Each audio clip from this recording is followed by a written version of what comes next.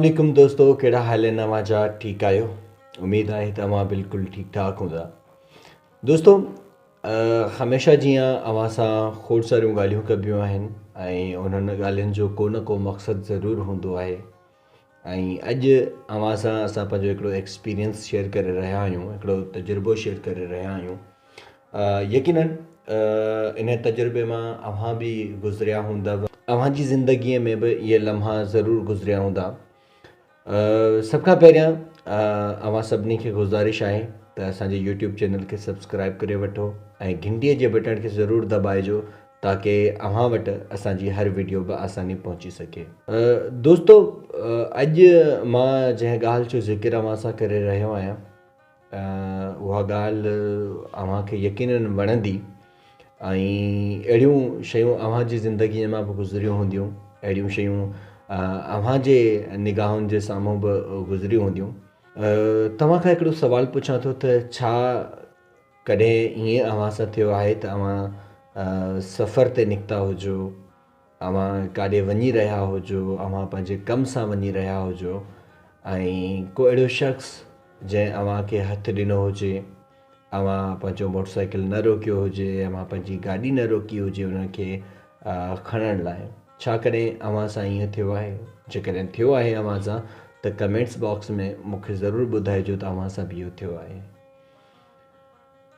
कल्ह कुझु ईअं थियो त मां ऑफिस खां वापसि पिया आयुसि, कंहिं शख़्स मूंखे हथु ॾिनो, शाम जो टाइम हुयो, मूंखे हथु ॾिनो ऐं मूं ब्रेक लॻाए उन्हनि खां पुछा कयो। जी, ज़ईफ़ माण्हू हुयो।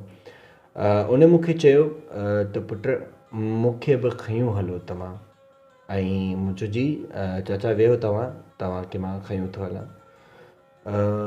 मूं इहा शइ नोट कई त उन जे अखियुनि में इहा शइ हुई त काश को अहिड़ो शख़्स, काश को अहिड़ो माण्हू हुजे जेको मूंखे खयूं हले।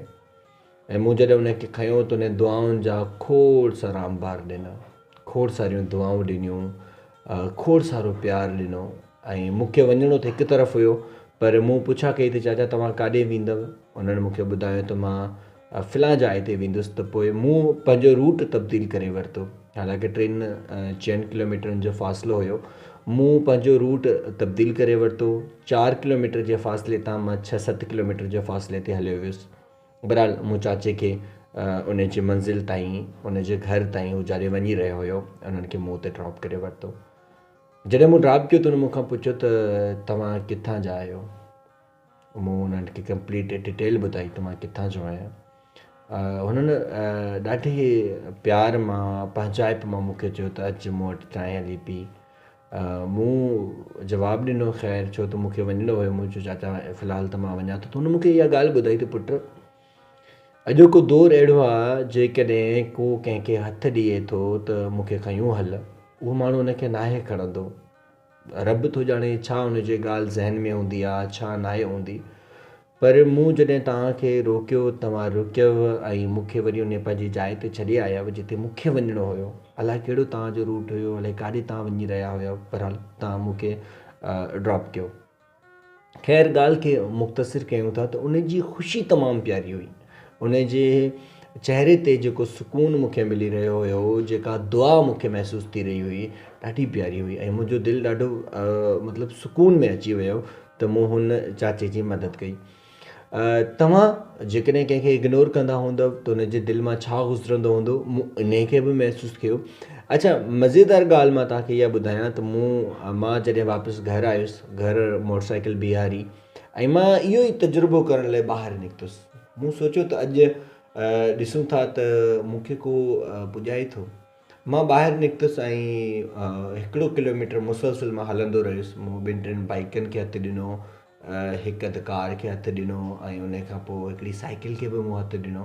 पर कंहिं बि मोटरसाइकिल न रोकी, न कार रोकी। पर साइकिल वारो जेको हुयो, उहो चाचो हुयो, उन एतिरो ज़रूरु चयो त पुट मुंहिंजो साइकिल में हवा घटि आहे, न त मां खयूं हलां हा। त मूं चयो त न, तव्हांजी वॾी महिरबानी।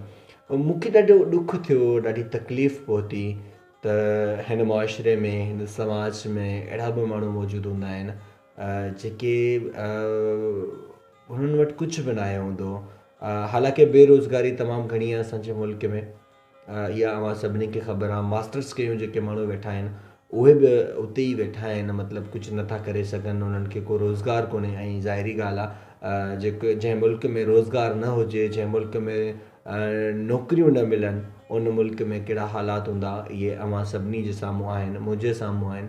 त ख़ैर मूंखे तकलीफ़ थी, ऐं मुंहिंजे चवण जो मक़सदु सिर्फ़ु इहो हुयो त ख़ुदारा जेकॾहिं को अहिड़ो शख़्स तव्हांखे मिले थो जंहिंखे अव्हांजे मदद जी ज़रूरत आहे, उन जी मदद ज़रूरु कयो।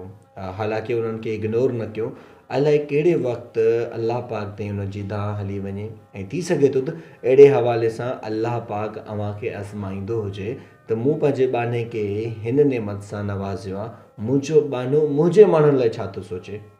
ख़ैर, अव्हां पंहिंजे आस पास निगाह रखो, थी सघे थो त को अहिड़ो माण्हू जेको अव्हांजो मुंतज़िर हुजे, मदद कंदा रहो।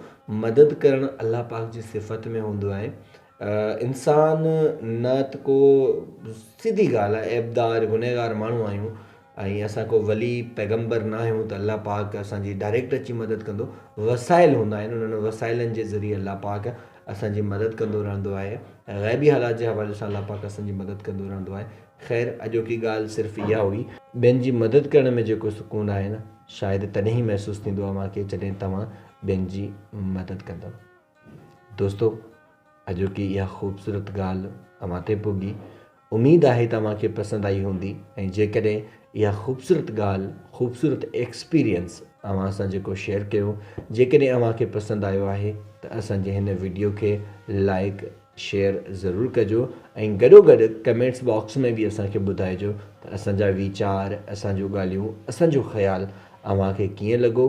ख़ैर, वरी अव्हां सां ॿिए कंहिं ख़्याल सां वरी अव्हां सां ॻाल्हियूं कबियूं। तेसिताईं मूंखे ॾिजो इजाज़त। अल्लाह निगहबान।